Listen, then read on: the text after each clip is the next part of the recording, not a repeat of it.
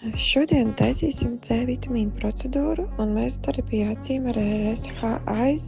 No sākuma attīram, tad uzklājam enzīmu pīlingu, kurš saucīgi noārda atmirušās ādas šūnas.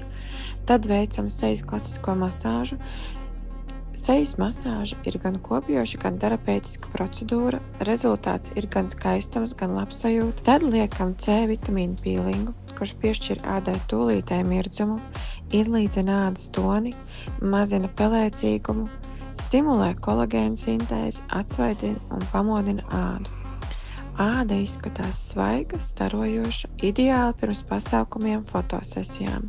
Flash efekts. Tad veicam RSH mezoterapiju acīm, kura dziļi mitrina, uzlabo ādas kvalitāti un elastību, mazina smalkās krunciņas, samazina tumšos lokus, mazina nelielu tūsku, padara acu zonu svaigāku, gludāku, gaišāku. Pirmais efekts jau būs redzams pēc 3 līdz 7 dienām, bet ieteicams iziet pilnu kursu. Pilns kurs būtu pēc 2-3 procedūrām. Saglabājas pusgadu. Un noslēgumā liekam masku no Neotiva, PDRN un Exosome masku, kur intensīvi mitrina ādu, uzlabo ādas toni un mirdzumu, veicina ādas atjaunošanos, nomierina un atjauno ādu pēc procedūrām.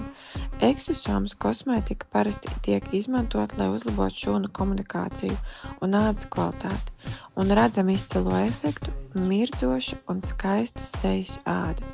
Pieraksties un tiekamies uz skaistuma procedūrām.